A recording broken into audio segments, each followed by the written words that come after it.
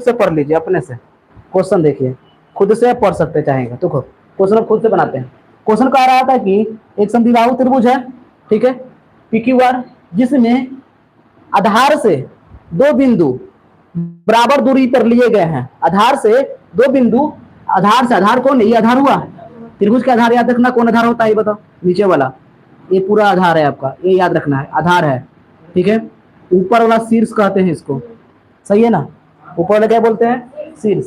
तो त्रिभुज के आधार से यहां से इस बिंदु से किनारे से बराबर दूरी पर बीच में दो बिंदु लिया गया है, बराबर दूरी पे, यानी कि QM बराबर क्या हो जाएगा, RN, दोनों बराबर दूरी पे है। तो ये सिद्ध कीजिए कि शीर्ष से भी बराबर दूरी पर होंगे। ये सिद्ध कीजिए कि ये शीर्ष से भी, शीर्ष देखिए ये बिंदु, ये शीर्ष ये है, तो शीर्ष बिंदु से बराबर दूरी पर दोनों है, मतलब कि PM और PN दोनों बराबर। सोच लो, मतलब ये देखिए यहाँ से बरियाती गया इजा, आई से देखिए बरियाती यहाँ गया था, कहा कि हम दोनों बराबर दूरी पर गए थे बरियाती। ये है बात, PM बराबर PN, ये सिद्ध करना है आपको, ये दिया हुआ है, ये सिद्ध करना है। क्वेश्चन तो क्लियर हो चुका है, अब सॉल्यूशन की तरफ बढ़ते हैं। चलो देखिए ध्यान से, चुकी करके भरना। अब बताओ तो ये दोनों अगर त्रिभुज का समांकन कर दिया जाए तो ओकरे में ना आ रहा है दोनों, PM और PN, सीटी से हो जाएगा फिर ना, आराम से हो जाएगा।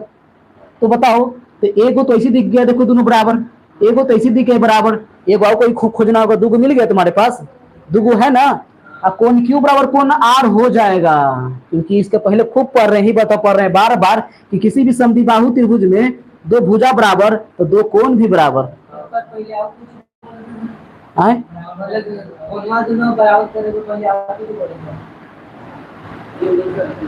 इसके पहले कोण Q बराबर कोण R बोले थे, उसके पहले दो चीज दिया हुआ था, ठीक है।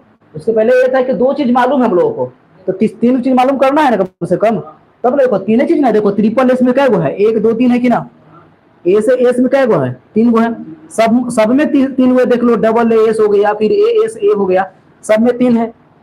टोटल त्रिभुज में 6 भाग होते हैं, 3 भाग से ही काम हो जाता है, 3 भाग से ही आपका एक पता चल गया, सही है ना। कैसे मान लें कि आपके गार्जियन है या कोई भी दोस्त, कोई भी मिलते हैं, मान लीजिए कोई भी मिलते हैं आपके रिश्तेदार, तो आपको मात्र सिर्फ 1 2 क्वेश्चन देकर ही पूछ लेते हैं, अगर नहीं आया तो कहते हैं तो पढ़ा कुछ है, नहीं पढ़ता है, कहते हैं बस 3 क्वेश्चन पूछ के कहते हैं कि नहीं पढ़ता है।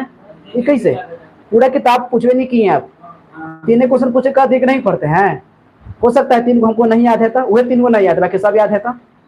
हो सकता है जो पूछे आप वही नहीं याद है, बाकी सब याद है, हो सकता है ना, हो सकता है।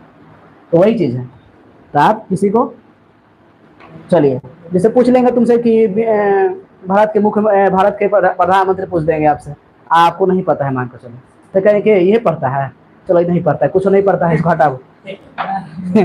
है यही ना।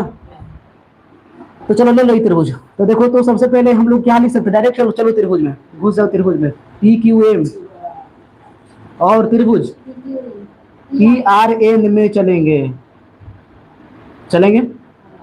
तो PQ बराबर PR, ठीक है, यहां लिख दीजिए दिया हुआ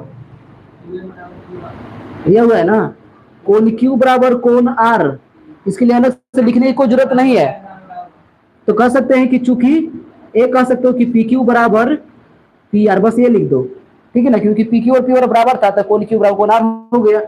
चलिए आगे, QM बराबर हो जाएगा RN, सही है, ये भी दिया हुआ था, सही है।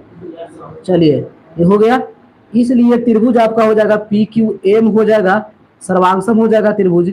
तो कोण Q, पहले कोण को पकड़ो, अगर किसी में कोण है अगर, तो कोण को पहले पकड़ो, कोण Q बीच में है तो कोण R भी तो बीच में होगा। अच्छा तो ये तो फिक्स हो गया, तुम हिलने वाला नहीं है अब। तो बताओ PQ किसके बराबर था, PR के बराबर, तो अगर यहाँ P दे देंगे तो हो गया PR।